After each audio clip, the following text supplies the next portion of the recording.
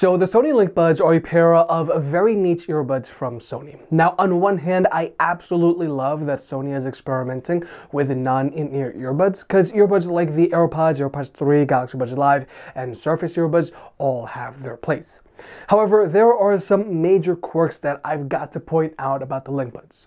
Nonetheless, today we're going to check out the Sony Linkbuds, and to keep things interesting, we're going to see how they compare to the WF-1000XM4s and the WF-C500s.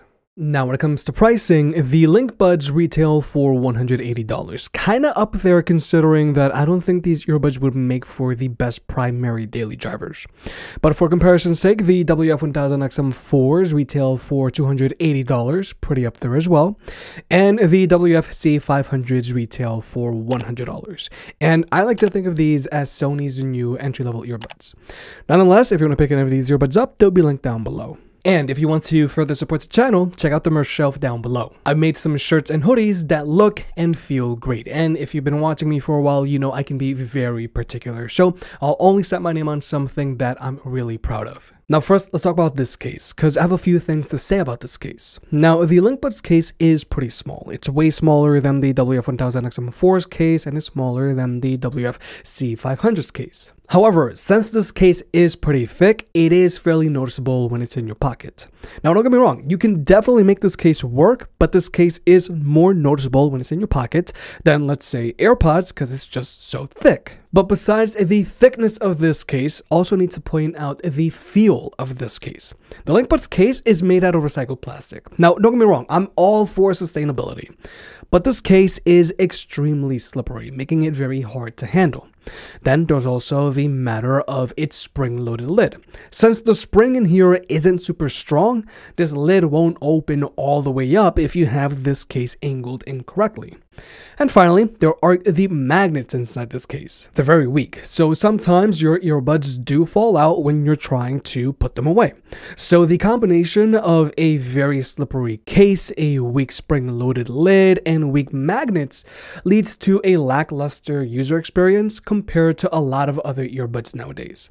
Now, I know I'm being nitpicky here, but since I like the concept of the Linkbuds, I want to see the best version of them. Now, when it comes to battery life, it's okay, but I would consider it last gen for earbuds in 2022. Now, the Linkbuds have an advertised combined battery life of 17.5 hours. The earbuds themselves can go for 5.5 hours, and the case can supply 2.5 additional chargers. Overall, a combined battery life of 17.5 hours is doable, but it is a little below average because earbuds these days are trying to hit a combined battery life of 24 hours. And for comparison's sake, with the WF-1000XM4s, they have an advertised combined battery life of 24 hours with the active noise cancellation turned on. And with the active noise cancellation turned off, they can go for as long as 36 hours. And with the WF-C500s, they have an advertised combined battery life of 20 hours. A little less than I'd like, but nonetheless, with the Linkbuds, you are making a battery life sacrifice here. Both in part because of the size and shape of the earbuds, and also because of the size of their case. Now, when it comes to charging these earbuds, you can only charge the Linkbuds with a wired connection. Unfortunately, these earbuds do not have wireless charging like the WF-1000XM4s. And in general, Sony has been a little slow to add wireless charging to their earbuds.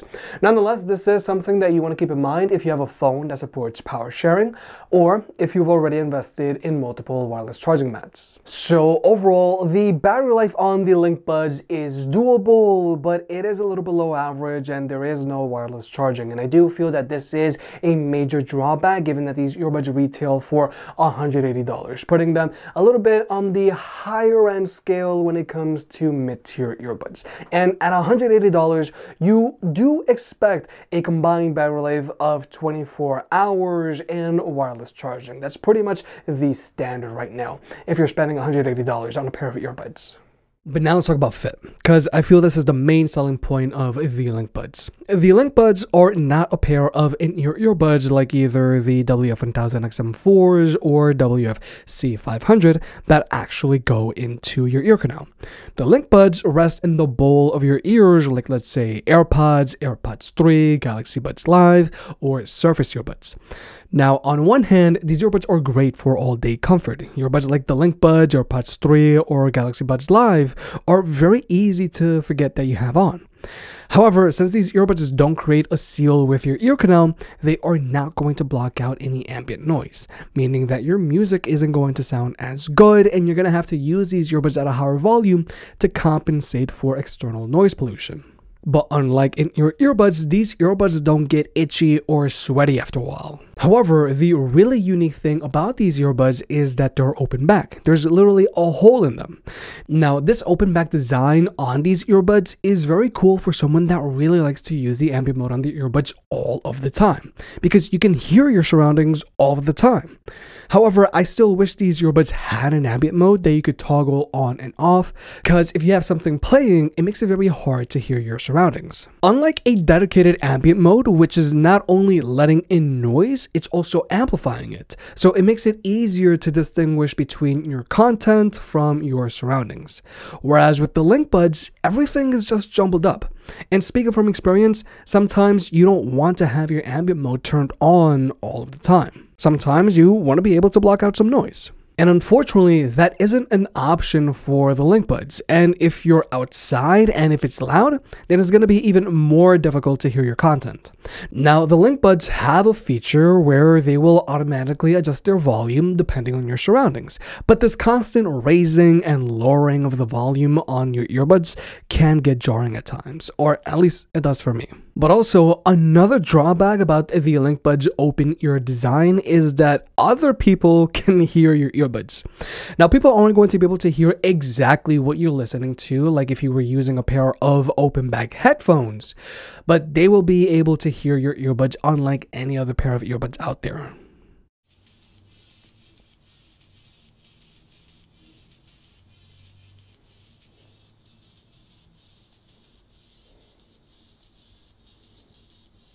But overall, I like the fit of the Linkbuds, and I really hope that we see more non-in-ear earbuds hit the market, because right now the two main options have been Airpods and Galaxy Buds. And earbuds like these offer way more comfort than in-ear earbuds, and the Linkbuds are way more comfortable than the WF-1000XM4s, whose foam ear tips can get itchy after a while. However, even though the open back design of the Linkbuds is cool and all, I really think Sony should have just kept it simple. I think the Linkbuds would be much better if they didn't have a hole in them. This way, you could choose when you want to let ambient noise in. I suspect your music would sound better. They could probably use the extra room for a larger battery, and people around you wouldn't be able to hear your content as much. Now, regarding connectivity, each earbud establishes a connection with your phone. So if you just want to use one earbud at a time, you can use either one, it doesn't matter. And this is the connection setup that we expect to see from our earbuds nowadays, and both the WF-1000XM4s and WF-C500s are also using this connection setup. Now, when it comes to performance, these earbuds have zero latency across the board when watching movies or videos on your phone, whether you're using an iPhone or an Android device. And when it comes to audio codecs, these earbuds only have support for SBC and AAC, just like with the WF-C500s. Surprisingly, the Linkbuds don't have LDAC, which is Sony's own in-house audio codec, and they just love to slap their audio codec on all of their more premium products, like the WF-1000XM4s. But ultimately, I don't think it would matter if these earbuds had LDAC or not, because these aren't the best sounding earbuds out there. Like with other earbuds that rest in the bowl of your ears, like these, Galaxy Buds Live, or Airpods, the Linkbuds have a very bass-heavy stock sound signature that puts an emphasis on the bass, obviously. Vocals are there, but it is very hard to actually hear the instrumentals, making these earbuds sound narrow and hollow. Now, thankfully, these earbuds have a customizable EQ, and I found that these earbuds sound best while in their bright EQ setting.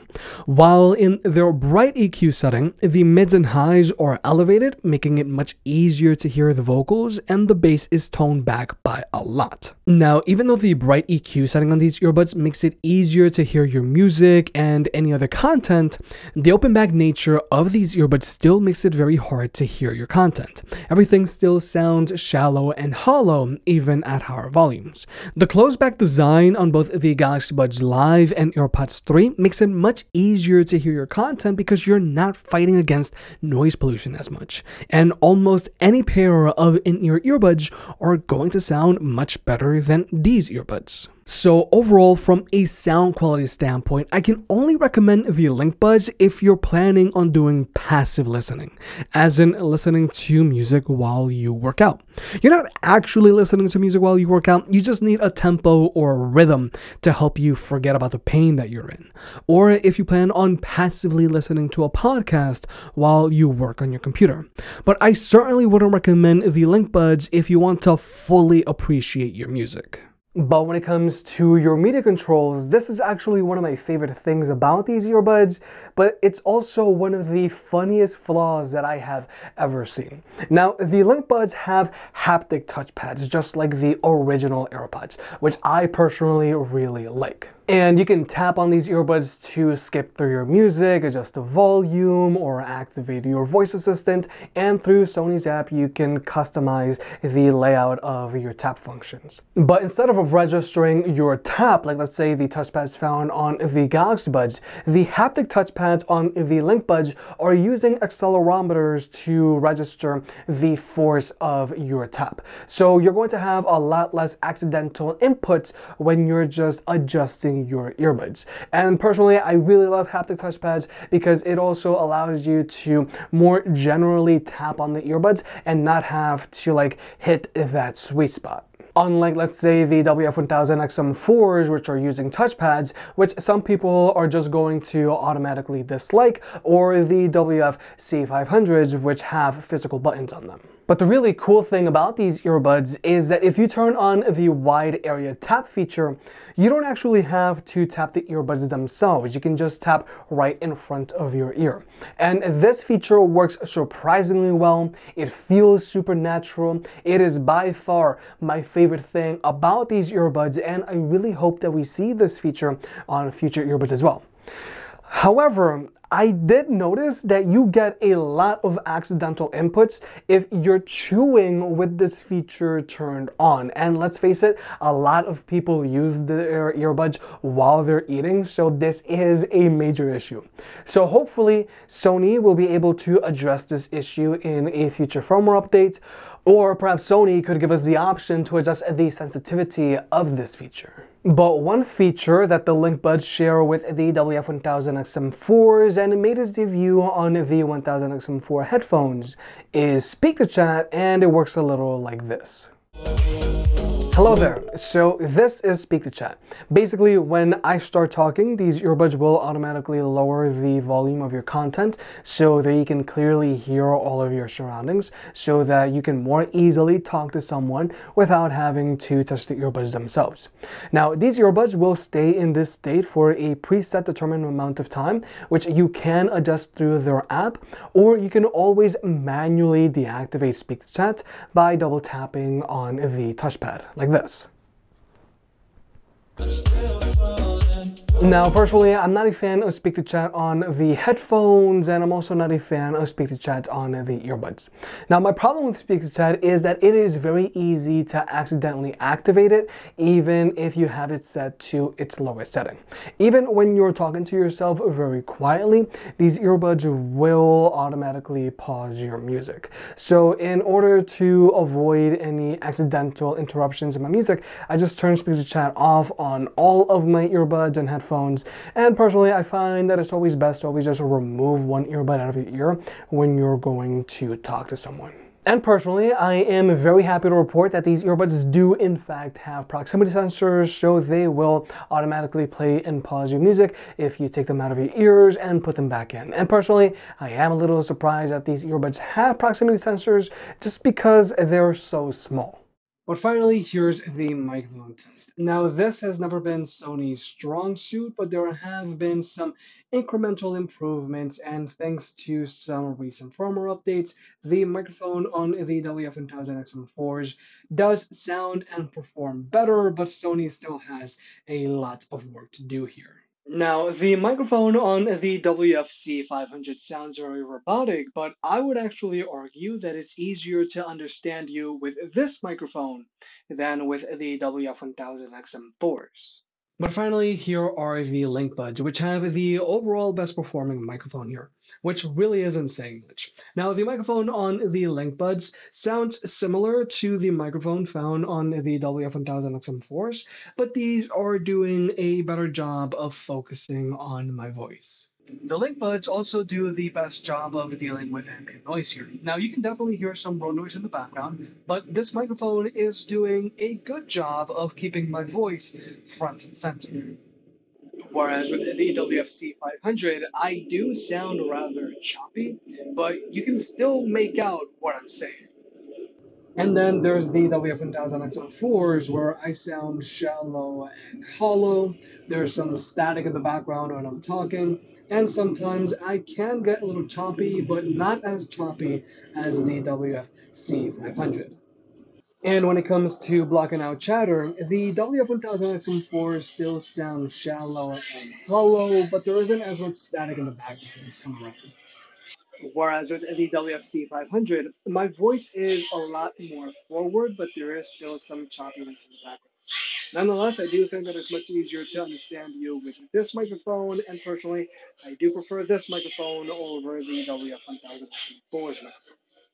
But finally, here are the link buds. Now, my voice does sound a little hollow, but this microphone is doing a decent job of isolating my voice from all of this chatter. There isn't any hissing in the background, and there also isn't much choppiness. Now, overall, I do feel that the link buds have the best performing microphone here, but this microphone is still nowhere near as good as other options out there, like let's say the Airpods 3.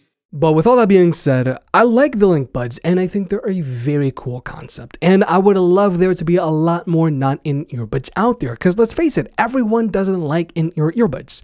Earbuds like the Linkbuds, AirPods, AirPods 3, and Galaxy Buds Live all offer way better long-term comfort than in-ear earbuds. Sure, they don't sound as good, and sure, they will let in more ambient noise, but for some people, that is a fair trade-off if they simply want to be able to wear their earbuds for extended periods of time without getting itchy or sweaty ear canals. Now, I definitely wouldn't recommend the Linkbuds if you're a commuter or if you're someone that wants to actively listen to their music and appreciate the small details, and I certainly wouldn't recommend them to someone as their main pair of earbuds. But if you want something that is super comfortable for extended periods of time, or something that you can wear while in a quieter environment while you work or study, then I say, sure, the Linkbuds are an option. However, I really hope that we see a second version of these, and on the second try, Sony should just keep it simple.